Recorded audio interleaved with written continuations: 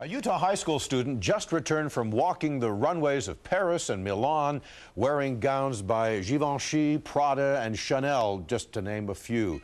Amanda Butterfield has her story and tells us how she was discovered. Stevens is 16, goes to East High, runs track, wants to be a marine biologist, and is also an international model.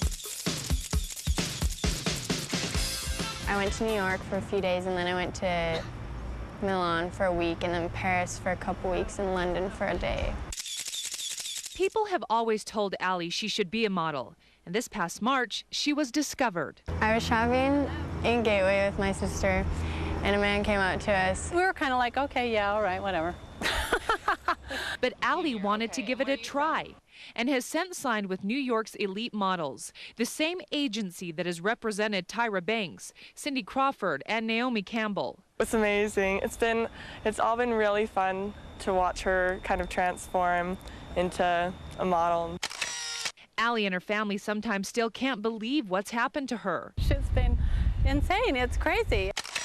And it's a lot of work. It's really busy. It's so running from like a show to a fitting and then a casting for another show. But Allie's made friends easily and says she loves it.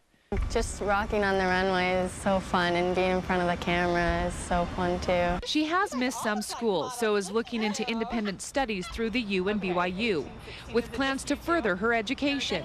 I definitely want to go to college. A normal 16-year-old who's interested in all of those normal 16-year-old things, and it just happens to be that she's been in Paris and Milan and walked the runways with, like, the fancy people. But even with all the fancy people and fancy outfits, Allie says she'll always be Allie. I'm still me. I'm still the same person. It's never going to change. Amanda Butterfield, Eyewitness News.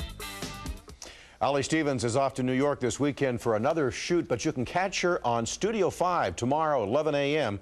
She's promised